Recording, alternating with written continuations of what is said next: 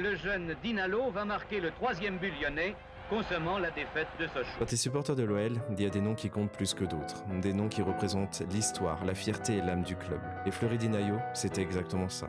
Nous, on voyait pas seulement un joueur, on voyait notre petit prince de Jarlan.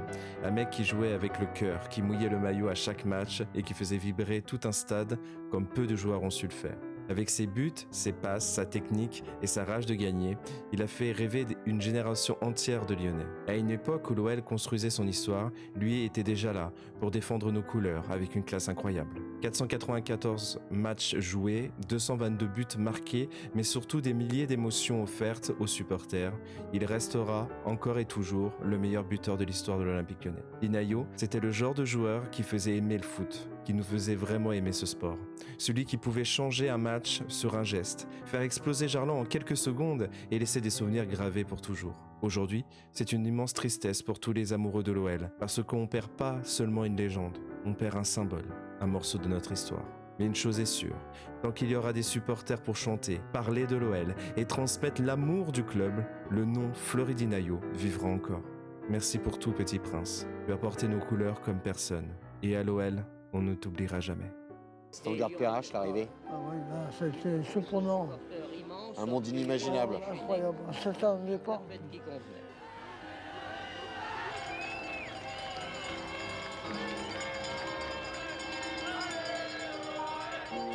Un cortège. Vous allez voir. 1-2 avec Serge. Victoire 1-0. Ce démarrage dans la surface. C'est le quartier, c'est le but de Chalamel-la-Cour, ça. Oui. C'est ça. C'est le but de la cour. Ça, c'est tout ce que j'ai appris dans mon quartier. Eh bien, je crois que les choses vont en rester là. Non pas faute d'avoir poussé sur l'accélérateur de la part des Lyonnais. Mais l'équipe allemande est difficile à remuer et surtout en défense. Elle risque d'en faire souffrir plus d'un. Elle est déjà en tout cas en demi-finale de la Coupe d'Europe. Rambert.